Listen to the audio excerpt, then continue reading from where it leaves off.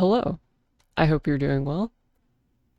I'm here to play some more Dragon Age Inquisition, which I'm excited to get into here in a moment.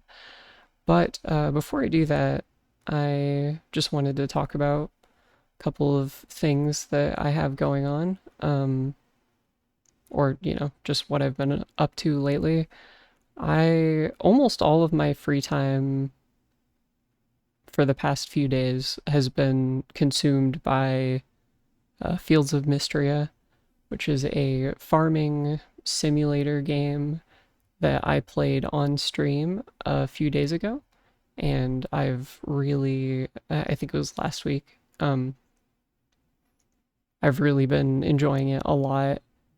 But there was kind of this like nagging feeling that I had, which was that I, despite playing, I think, I don't know, 700 hours of Stardew Valley, I never actually finished the game.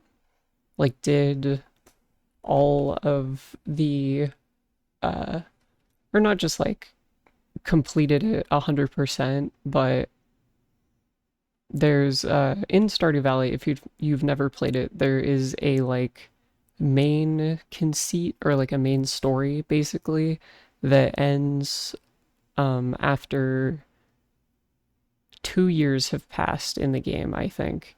And because I have a really bad habit of restarting games, or starting, like I'll start a game, I'll play it for a bit, and then I'll get distracted or like tired of it, and I'll move on to something else, and then I won't come back to it for a really long time. And then by the time I do come back to it, I kind of like I'm so in love with the early parts of games and the early progression starting from square one that I'll just restart the whole thing and then get back up to the point where I left the last time and then basically just repeat that over and over again. So it's like I've played 700 hours of Stardew Valley, but that's not all on one save. It's on maybe 10 or so saves that get to a point and then I trash them whenever I start the game again, which uh oh hey, yo. Thanks for the follow. Mana Bubble 1. Hello. Oh yeah, it's your first time chatting in here. Yeah, welcome. I'm glad you turned up. Just talking a little bit about how I've been playing a ton of Stardew Valley lately in an attempt to finish it up and then close it out so that I can start a new game of similar genre. Uh, I've also been I've also been watching a show called Carol and Tuesday. It's an anime that's directed by Shinichiro Watanabe, who, if you were unaware, directed a lot of like really, really fucking good anime. Cowboy Bebop is his most famous one, probably, or most definitely. But he also directed um, Space Dandy and a couple other shows that I've seen bits of, but not all the way through. But I loved Cowboy Bebop, and I heard of Carol and Tuesday. Yeah, it's a really interesting show. I loved Cowboy Bebop, and I really loved Space Dandy. Like those are two of like maybe the top 10 greatest animes I've ever seen. But Carol and Tuesday is kind of weird.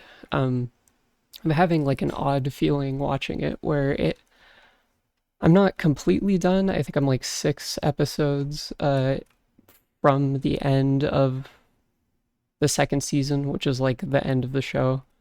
And it just hasn't pulled me in nearly as much as the other two anime uh,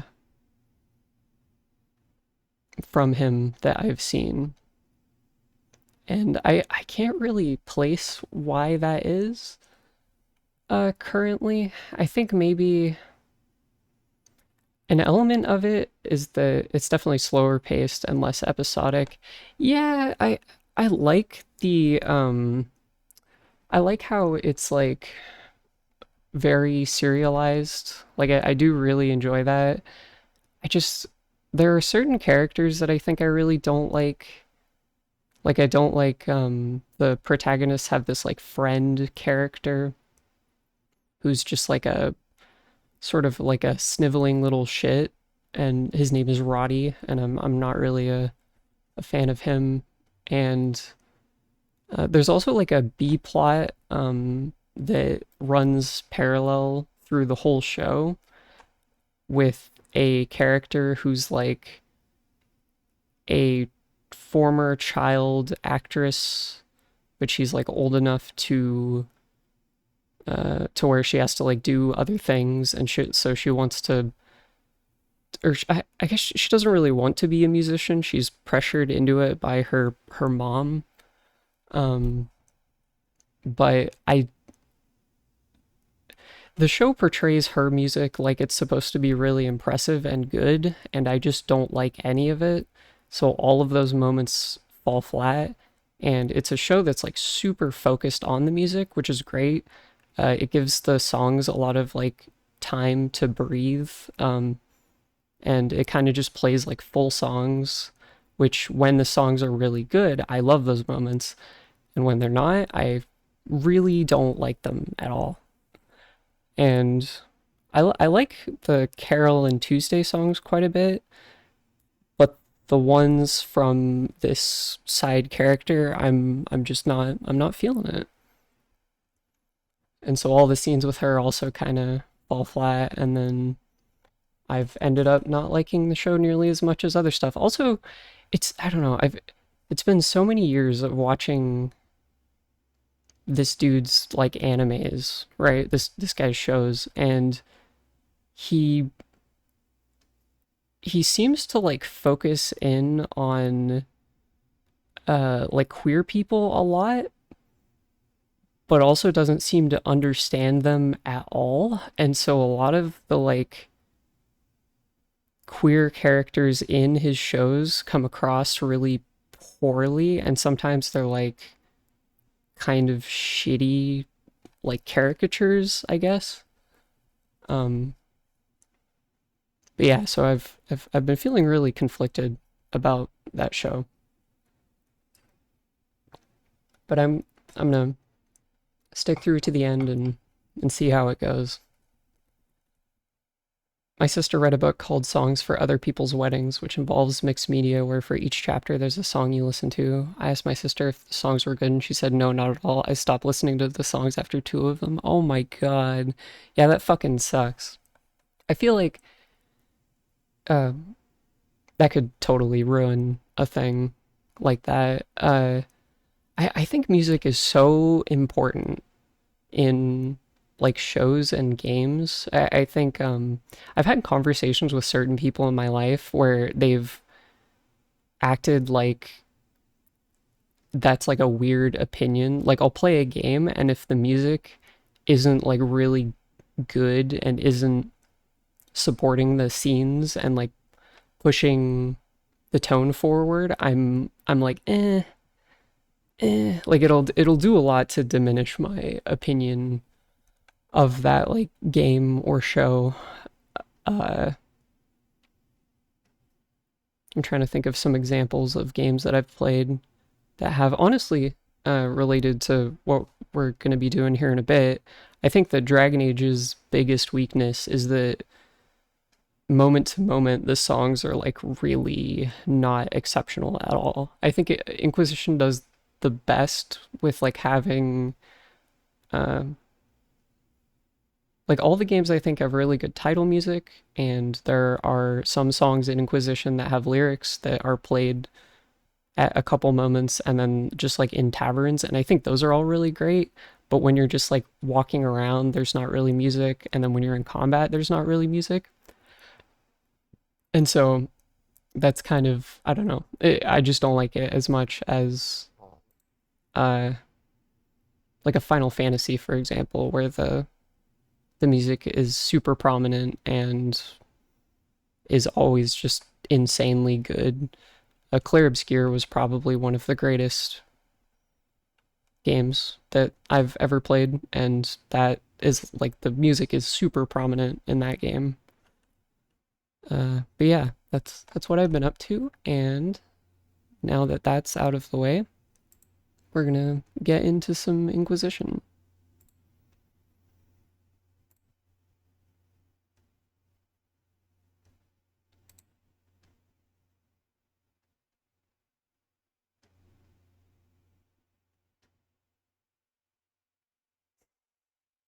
I can't imagine reading a book that's about music and has you play music and then just having that fall completely flat. Good, unique music elevates games and shows, or games and movies for me so much. Yeah, no, it's a big deal.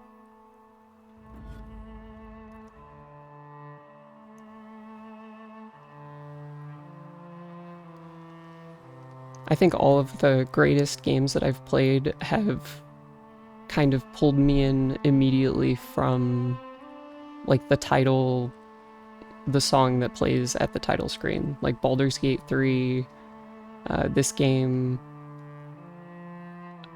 Deus Ex, Human Revolution, Clair Obscur. Like those are all games that, you know, I wasn't like super hyped for, but I like booted them up, and then the second that I heard like the title music, I was like, oh shit, this is gonna be really, really good.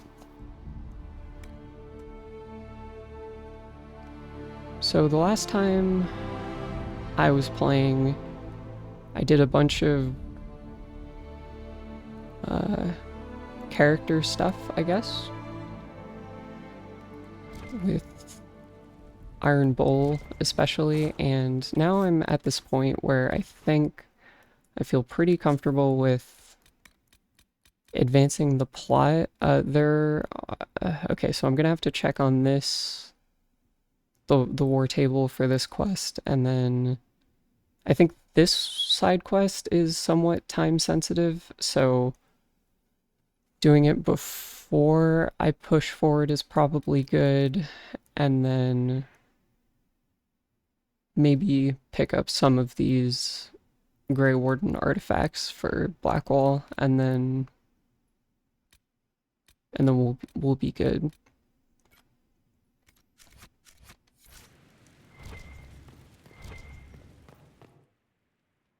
I remember Cullen's side quest in this game being kind of odd.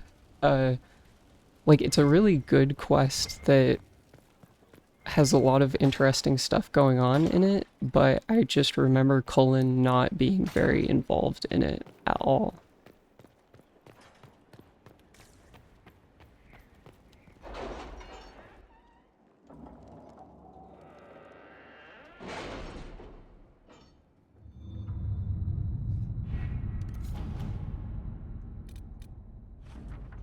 Okay, so yep. And I have that.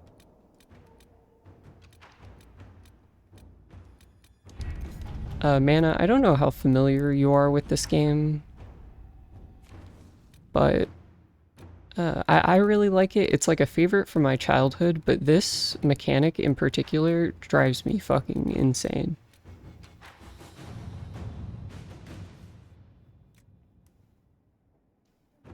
It is the worst shit.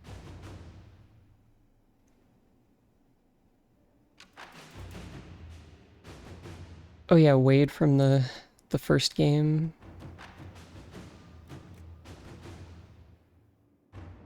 Whatever dragon materials. Okay, let's do this. To work?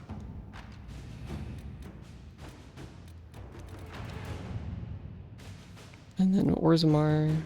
Oh, actually, before literally never seen gameplay of it ever. Only seen the title. That's crazy to me, cause like, I don't know, when I was growing up, which wasn't too long ago. I mean, I guess it was like 16-ish years, but Any news when on I the was House of growing up, Repose in these Tuesday? games and like BioWare's games were so fucking big. Like Dragon Age and Mass Effect were like the biggest thing going on What's the next favor we need at to the get these two time, and parakeets a everyone was lordship? was We need a talking judge about of the them. royal court to procure documents acknowledging them as nobility again. Okay.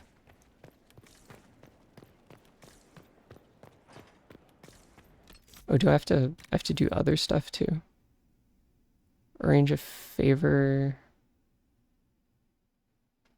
Do I have to do both of those things, or is it just like I was a Nintendo console kid until I was 15 and got a computer? Oh,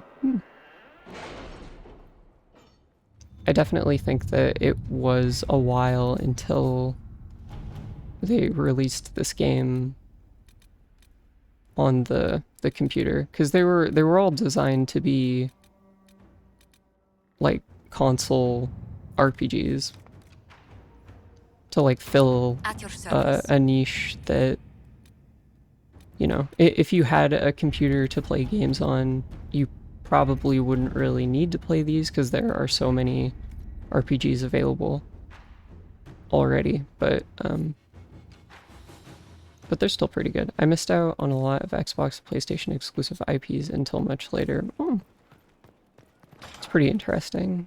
I guess I was the opposite. My parents never really Any gave news a on the House of shit about Repose, Inquisitor? Nintendo consoles, and I didn't really What's care the much next about favor we them need because to I get was a these two very, parakeets a like, lordship? We edgy need a judge child. of the royal court to procure documents. Oh yeah, that's, she already said that. And so I was always trying to get like an Xbox so that I could play Halo or whatever.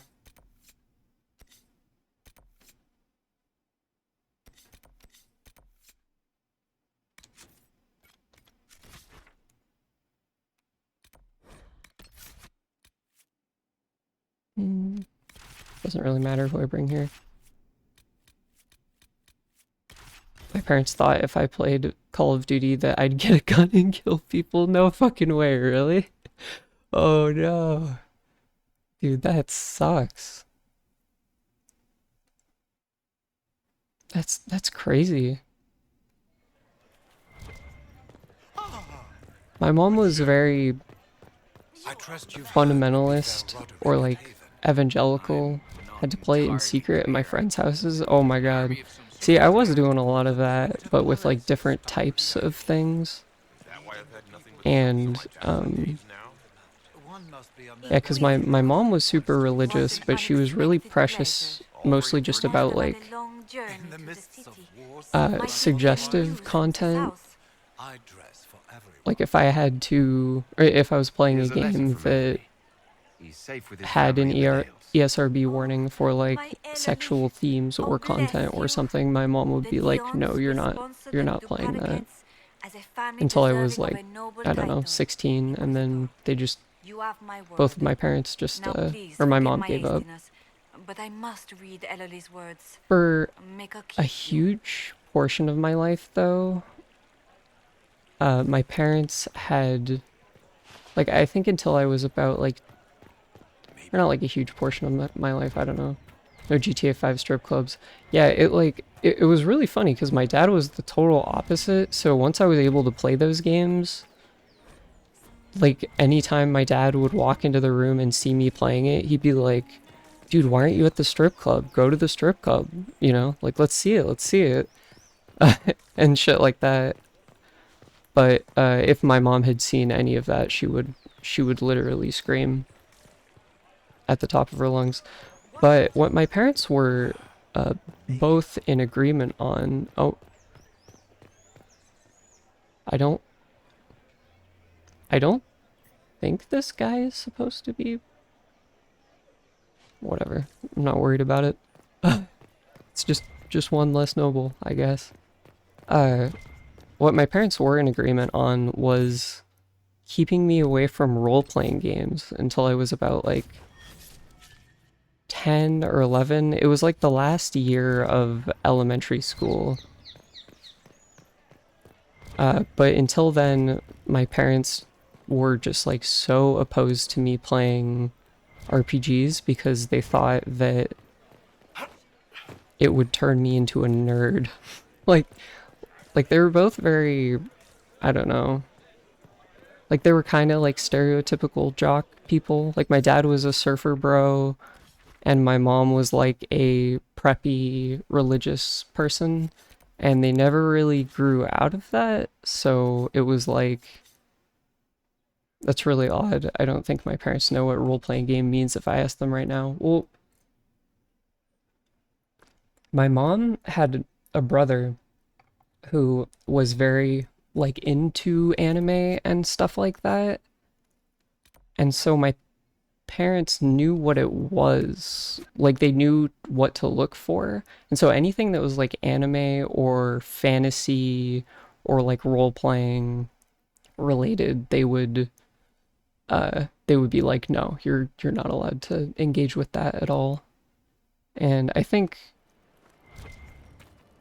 part of that is probably them seeing like the writing on the wall a little bit, I guess. Like I've always been a very like a queer child in both meanings of the word, and so I think that my parents had this very misguided belief that if they just shepherded me away from stuff like that, that I would grow up to be not interested in it and therefore cooler and more normal.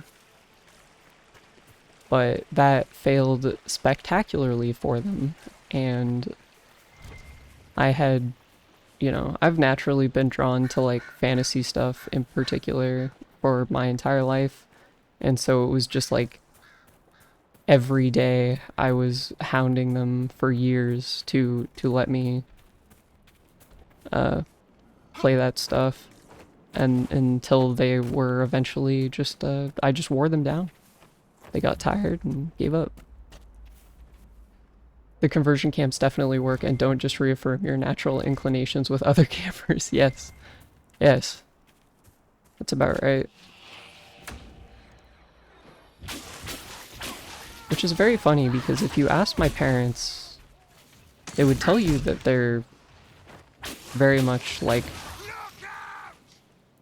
okay with like gay people and stuff, but their actions were quite different. I think it was kind of, they kind of had that thing that you see rarely with people where it's like they're cool with other people being gay, but if it's like their kid, then they're like, no, I don't want to have to deal with that.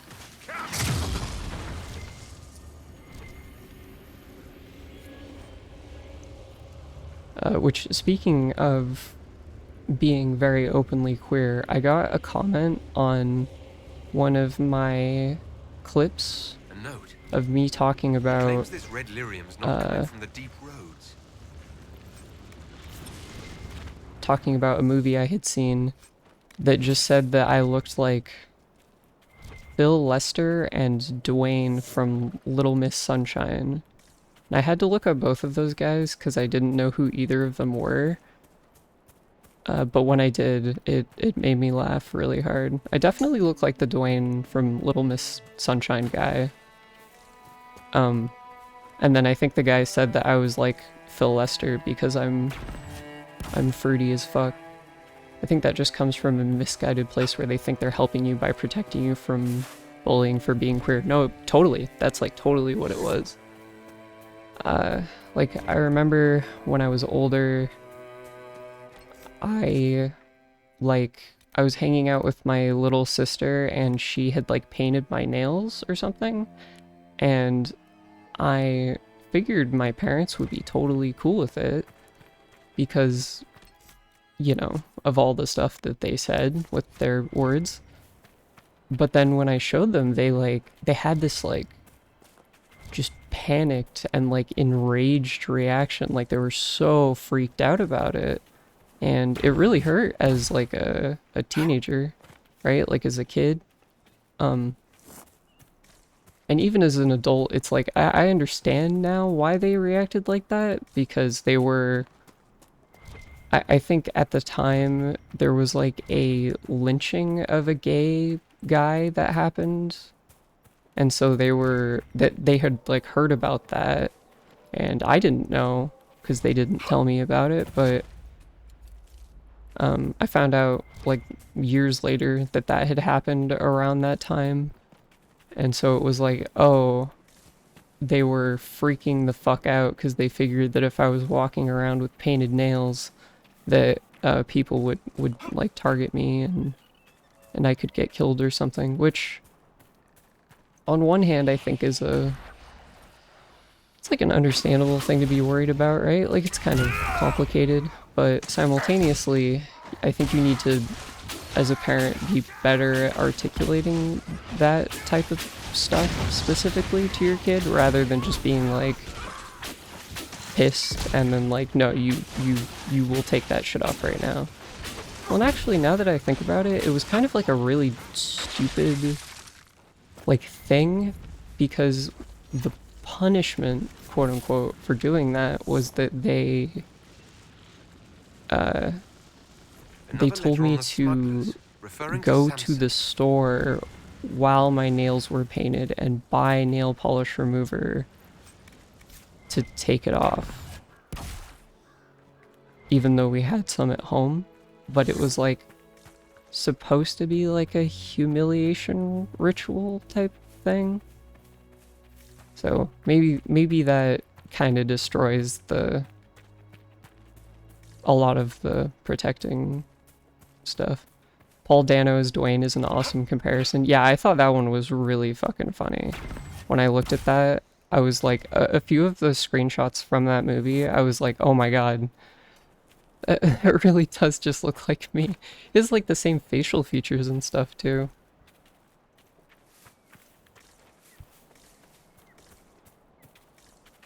It's a great movie if you haven't seen it. I've heard that it's very good, but yeah, I don't actually know anything about it either. But it seems cool.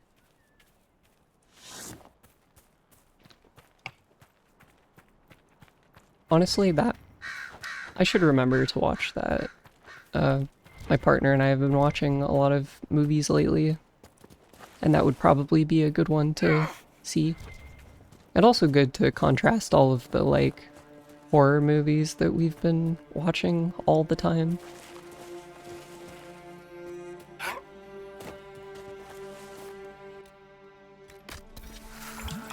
God, the fall damage in this game is so ludicrous.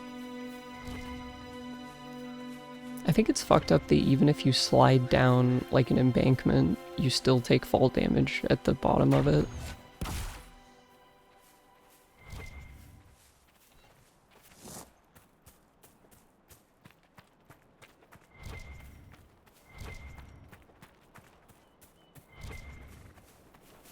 Okay, where's this last letter? And then I should pop this down.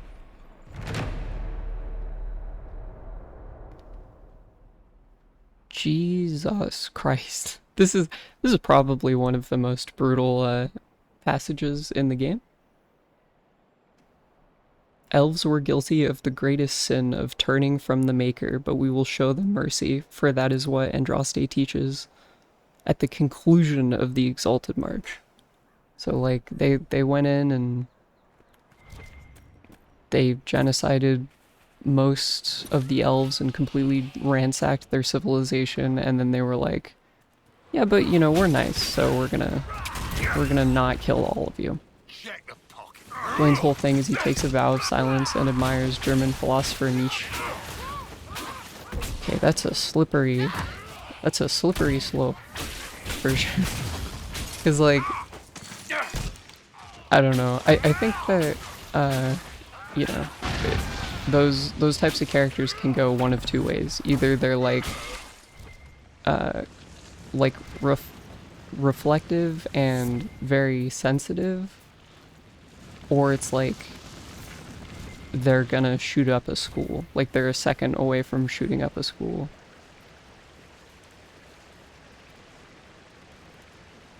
Especially the Nietzsche.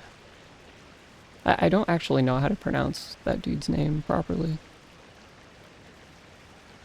Another letter mentioning Samson. And papers with names.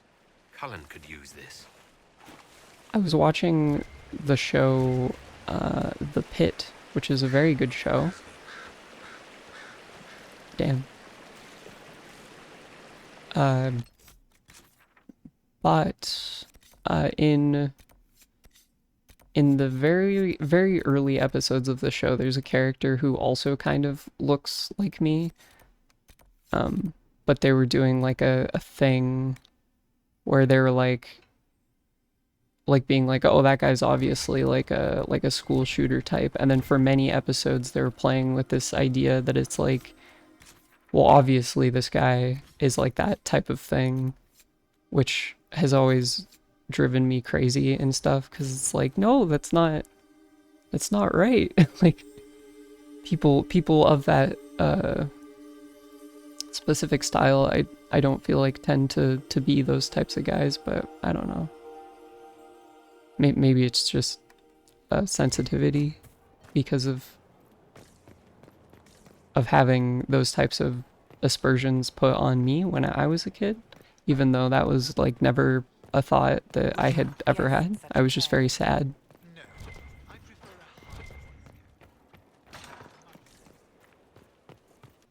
And I think, like, I get, like, nihilism's, like, kind of cool. Just,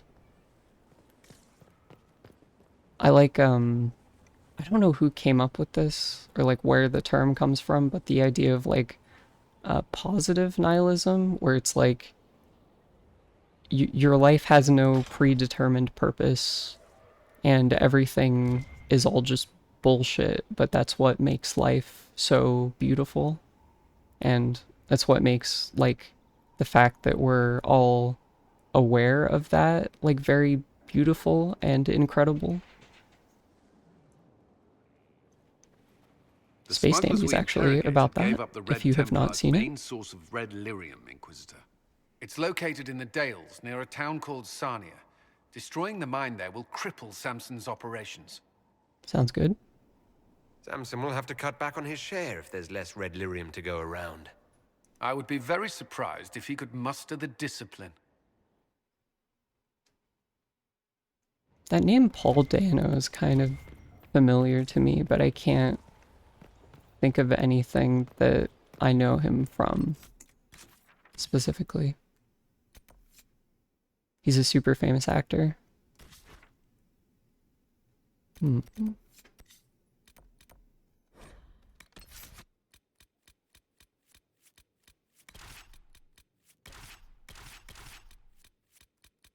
Let's do you and you and you. Super famous actor. What other stuff has he been in? I'd like to think I'm fairly well versed in movies. There Will Be Blood, The Batman, Prisoners. Shit. Nothing to report, sir. The 3 movies I haven't seen. I know There Will Be Blood, despite not having seen it. When you say The Batman, do you mean like one of the... That can't be The Dark Knight. That has to be one of the older ones. Oh. He was... Oh, that... The Riddler in like the newer Batman with, was it one of the ones with Ben Affleck, or did they actually end up making that one with, shit, who was it? The Mickey 17 guy?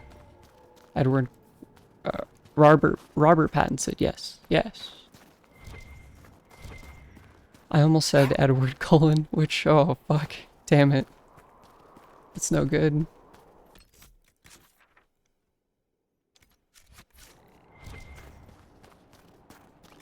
Speaking of Robert Pattinson, self-report, yeah, it's true. I did like those movies as a kid. I'll be honest. I thought the vampires were cool. I really liked the idea of being able to be a vampire who doesn't just like die in the sun. Because at that point, there are just no drawbacks. Like, why wouldn't you go for it at that point, you know?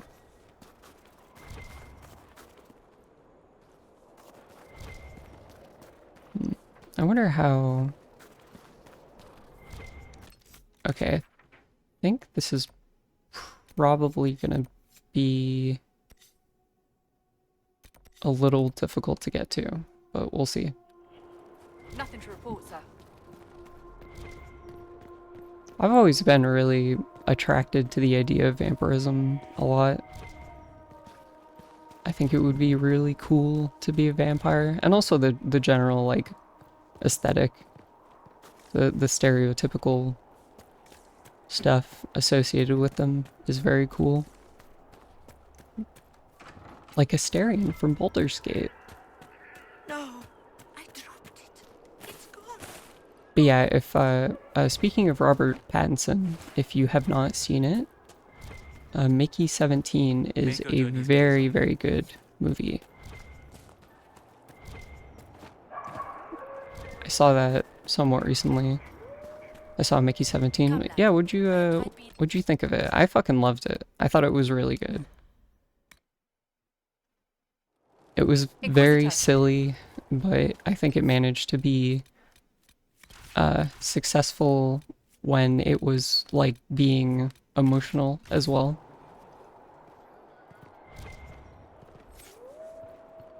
Wait, this...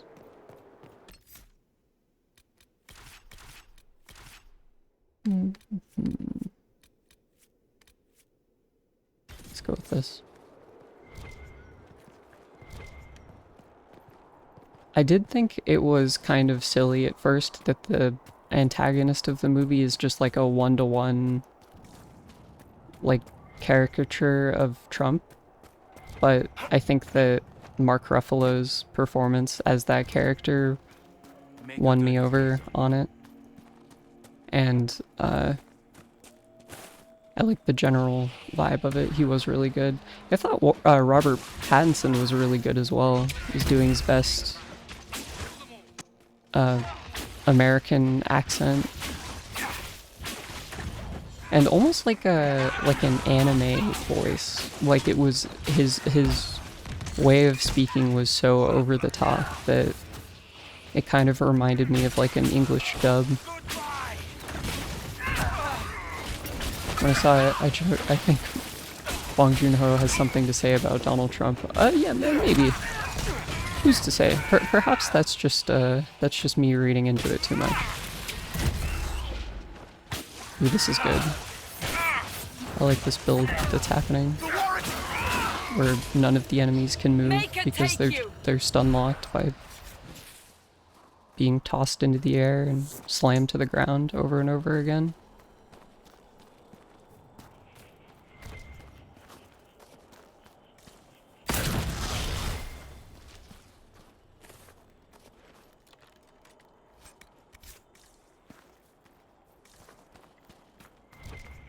Have you heard of Vampire the Masquerade? Most certainly. I have not played it, but I have, it's been recommended to me many times, and it's very high on my list of priorities for sure. Like, depending on the length of it, if you adore vampires, you'll love it. I do adore vampires, and I also adore talking in RPGs. So I've heard that is pretty good. And depending on the length and how easy it is to set up, once I've shelved once I've put Dragon Age as a series to rest, once I've laid it to rest, then I'm strongly considering playing Vampire the Masquerade on stream. It's really cool because like I've heard about it from people, and I know there's a lot of like dialogue, and there's a lot of world building and stuff, and that you play as a vampire, but outside of that I don't actually know how it plays, like any of the specifics for how it works. So that's like really appealing to me.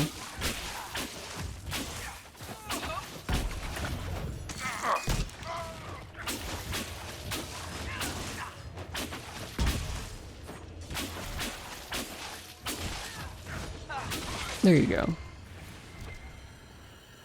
Man, it takes a lot for me to not want to just bring coal everywhere I go. Because he just makes... He rinses through the encounters. Allowing me to get to the real good shit. Which is talking to people.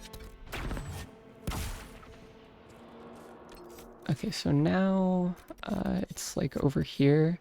Yeah, I think I'm gonna have to snake my way up through this area in order to get to that mine.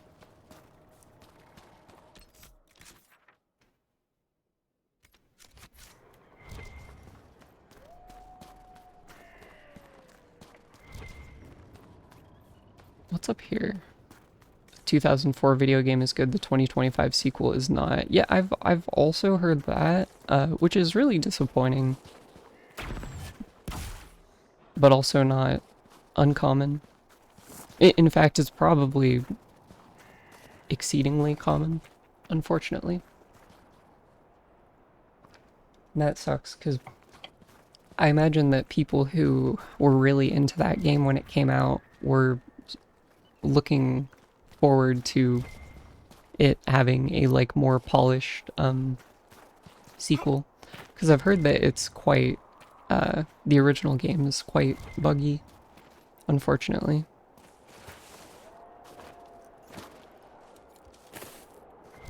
And also I feel like if you have a game that has like a cult following like Vampire the Masquerade, and then you spend a bunch of money and time creating like a sequel for it,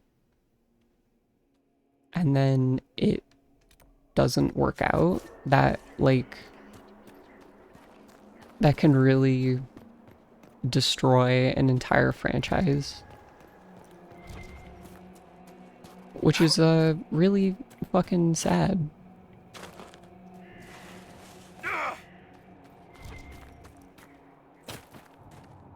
And I mean, like, oh fuck, I could have sworn that was like more area. Like right now, you know, I'm playing a game from a technically like dead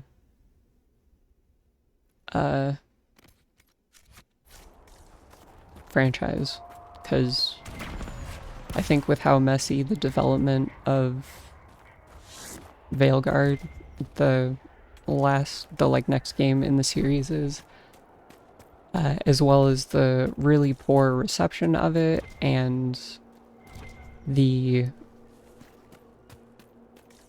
acquisition of EA by the Saudi Arabian government is probably going to lead to BioWare getting shut down, and then no more Mass Effect or Dragon Age. Tabletop books for Vampire the Masquerade are also very good. Oh, yes. I forgot that it's based off a tabletop game. That does sound interesting. I wonder if my friends would be willing to play that. Ah, the Inquisition. Oh wait, what? Good day to you. Oh, okay. That was generous of you. I do what I can.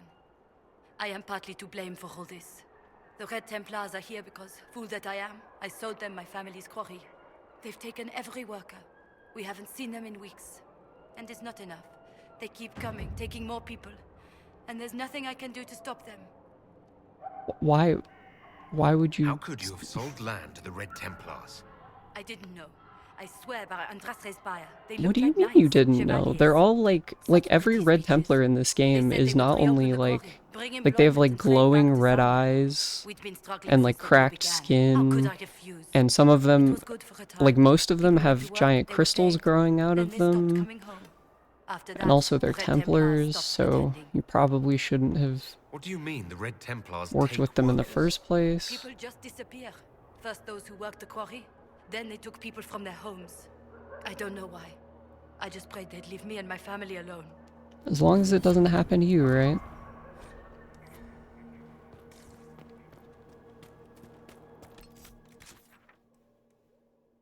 Okay, so I think I probably have to route from over here in some manner. Oh yeah, through here, I think. To more area. And I might have a clear shot to over there, hopefully. These red lyrium growths are warm. I'd rather be cold than touch that stuff. It's kind of the most obviously evil substance in the entire world.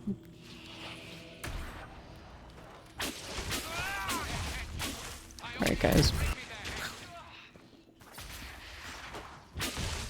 Oh shit.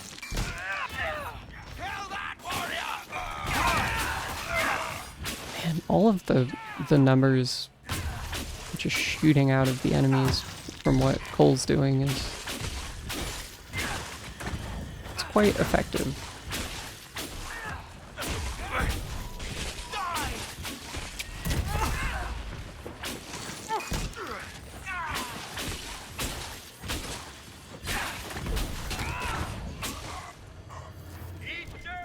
There we go. Oh yeah, I never actually spent that level up. Okay, let's see. Increase the power of status effects. Seeing games from the early 2010s reminds me of the Dishonored series. Probably some of my favorite games from this time period just because I like the visuals and stealth gameplay stuff. I am also a huge fan of... Also really fun to speedrun. I believe it. Especially if you've like played it already and then, you know, you're not held down by the constraint of wanting to get like the good ending or whatever, and thus being locked out of every ability in the fucking game. I really love stealth games too. I might play some of them on stream perhaps because they're not very long. I guess my concern is that they wouldn't be very fun to watch because they're slow and there's a lot of like trial and error, like getting detected and then reloading checkpoints and stuff like that. But in my personal time, I really, really like them a lot. I enjoyed Dishonored quite a bit, and obviously, like, Metal Gear is really good. A lot of people were pretty sour on 5, but I thought it was pretty excellent despite its problems. Dishonored 1 was really silly with its dissonance between the abilities and the good-bad ending system. Yeah, I feel like, yeah, if you're talking about, like, the 2010s, in terms of, like, game design, I think just, like, not knowing what to do and experimenting with weird shit that creates a lot of dissonance is a pretty apt summary of most games that came out at this time. Like, this game has a kind of a huge problem with that, in that it's not really a super excellent RPG, Okay, nor kid, is it a try very it again good like action we game. practiced. Two pairs beats Dishonored one 2 pair. did a better Four job of a adding kind abilities that beats could be two used in pairs. low chaos. She That's slips cool. the ace of dragons into a thigh-high boot, calls to the barman for another round. Blondie stares at the table, angry, always angry. Focus, kid. You can't beat four of a kind with bad memories. They should have more of that dialogue. If you haven't played 2, it's my favorite from the whole series. Oh, I played a little bit of it, but I bounced off of it for some reason. I don't really recall why. I think maybe I had played through 1 as like a refresher and then immediately went into 2, and they were similar enough to where I was just like I burned out of it. But I remember being pretty impressed by it. But yeah, I remember 1 was hilarious and that you could just like, you had blink and that was it.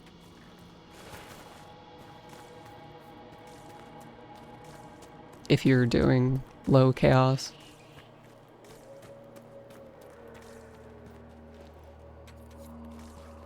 I think one series that does a really good job with non-lethal combat being just as like equally viable as the lethal stuff is Deus Ex Human Revolution, and Mankind Divided is pretty like fun to play. It has a lot of problems in the writing, but Mankind Divided Human Revolution is really good, and I've heard the older Deus Ex games are pretty good too, but they're very old and janky. Oh yeah, Deathloop. Arcane made Deathloop too.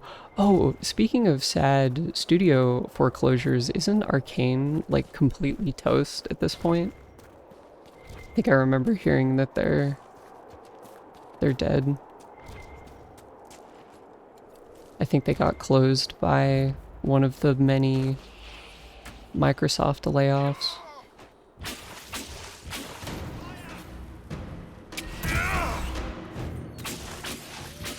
Fucking shield. Enough of that.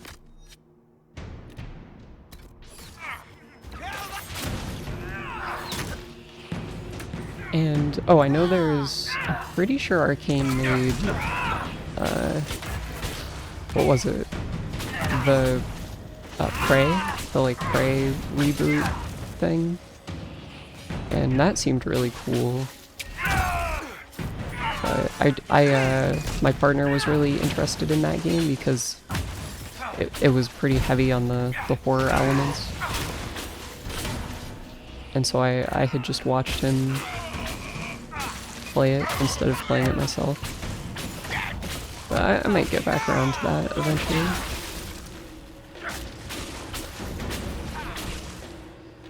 I do also need to play the the Metal Gear games in general. I've never like had easy access to them because I didn't have a PS3 until I was much older. And by the time I got it, like they were kind of done. Or, you know, they were like out of circulation and stuff.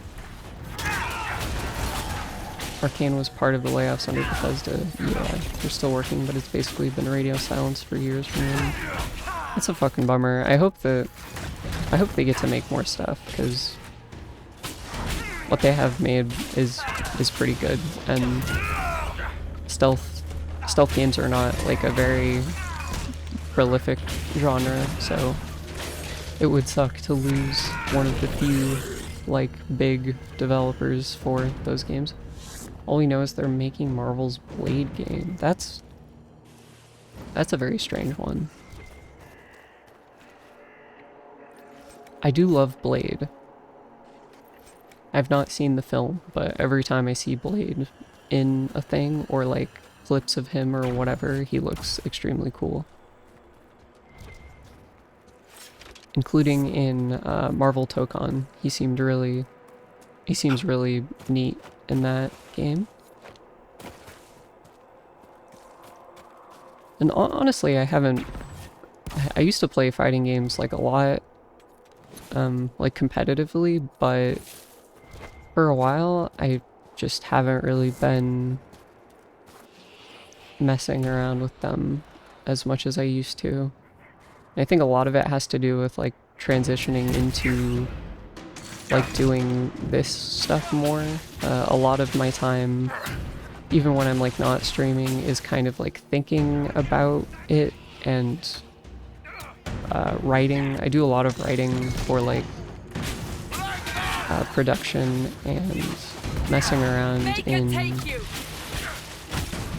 DaVinci Resolve and stuff like that to try to work myself up to making like more produced videos and just like better stuff in general. And I think that has kind of sucked up all of the time that I used to spend just like grinding online matches in fighting games.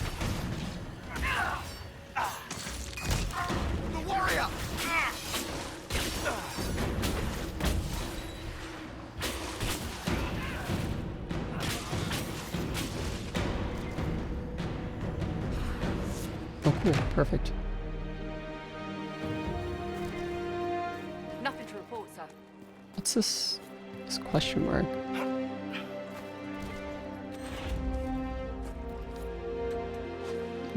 I wonder if this is something that's like below me?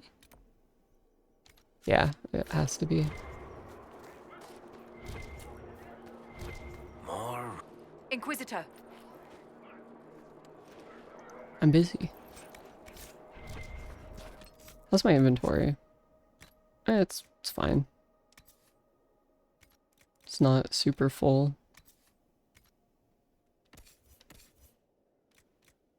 Are any of these worth anything? Not really.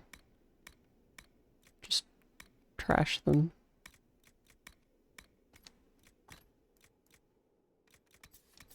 Oh, what's... Oh yeah, okay. Dude, what the fuck? That is way outside my level range.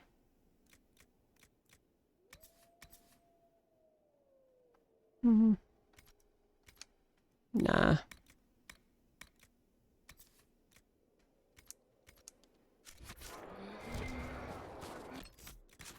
Okay, so... Are we almost... I don't think we're almost up there.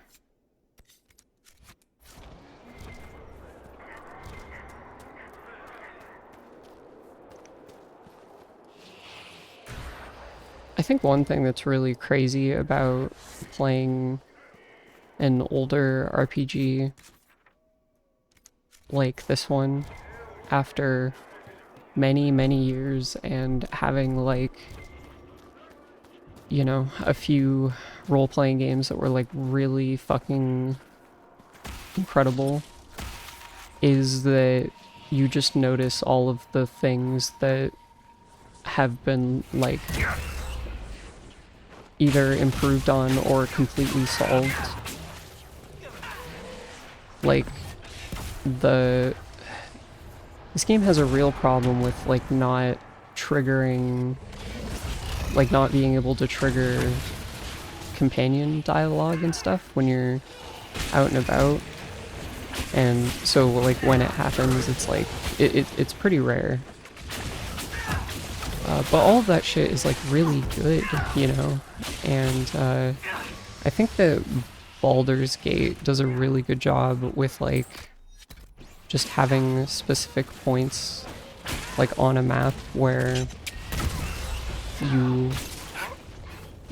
you'll just like automatically trigger stuff like that. And so if you're walking around and changing up your party, you're gonna be you're not really gonna miss any of that stuff. Whereas in this game, I don't know how they like calculate it, but it seems like it's like random almost. And so there's just been so little of it.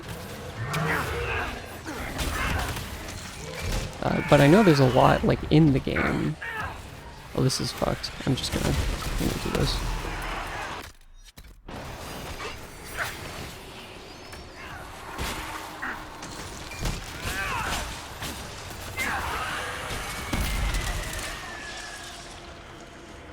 Where's the last fucker? Oh, Joy of Joys. I think he's fucking... He was stuck under the world. But thankfully, the game was wise enough to just kill him.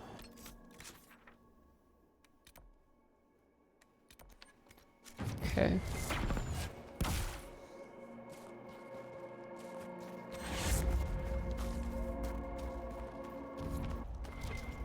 Damn it, I keep thinking that it'll be time to do a bunch of like plot heavy stuff and then the game just like wags its finger at me and goes, nah, you have to do this entire area and it's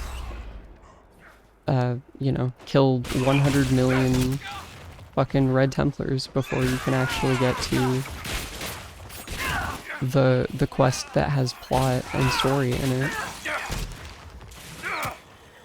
Oh my god.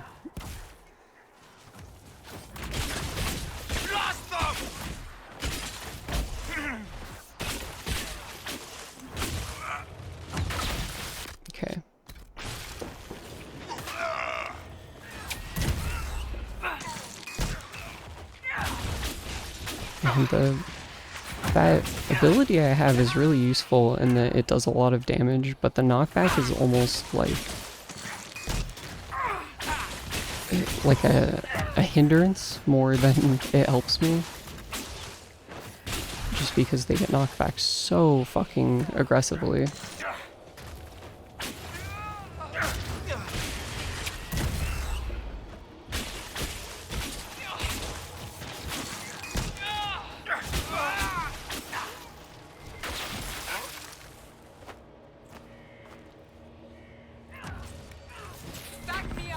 Oh fuck. Also, I feel like the... shit. I had a thought, but I had completely lost it.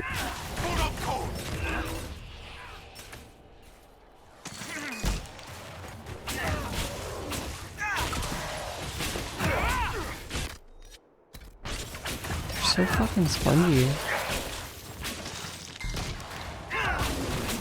Maybe it would behoove me to just make some, like, I don't know.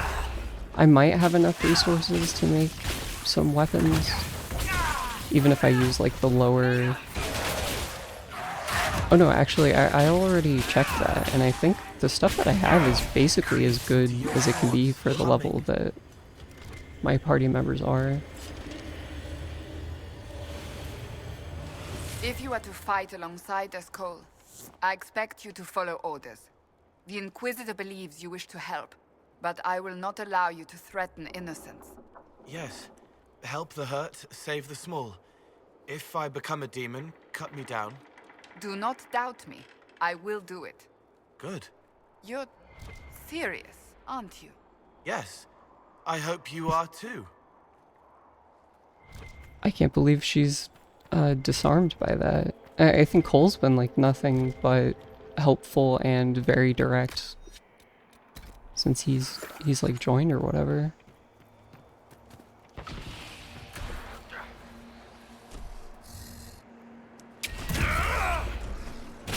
What do you mean immune?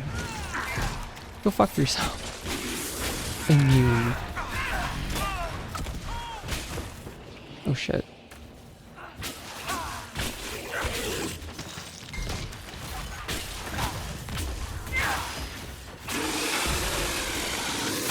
Man, I am so curious to play Veilguard, because as much as people criticize that game, I think I've heard almost universally that the gameplay in it is like really fun.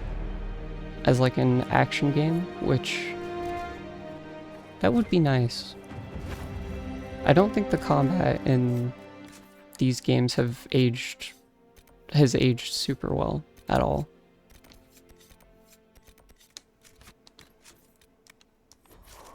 Oh, is it finally time?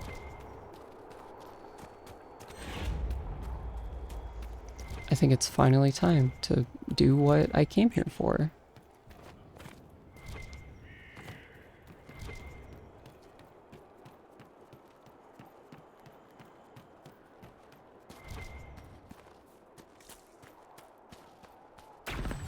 I've been wondering, I'm kind of debating whether or not I should throw in like a Fields of Mystery stream, perhaps at the end of the week, on like Friday, instead of this.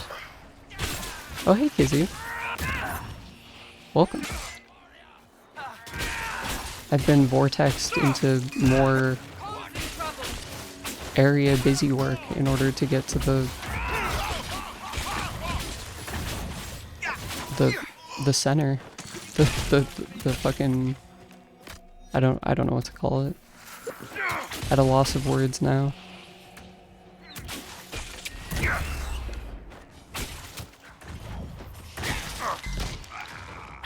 Unloading a freight truck at work, so I was not able to join yet, but I am now. Well, cool. Yeah, I'm glad. Also, I hope that wasn't too fucked up. That sounds like a nightmare.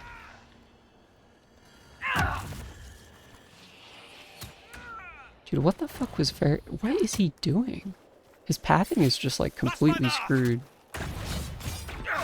Ugh. What? And now I'm stuck. I like working out, specifically cardio. Yeah, that does sound really nice. I should definitely work out more. And by more, I mean like at all. I do very occasionally, but not nearly enough to like say that I do it. There was a time like a year or two ago when I was going to college, like community college again, and I was in like a very good place in my life, and like mentally and stuff. So I'm glad we did that. Ooh, that gives me an idea.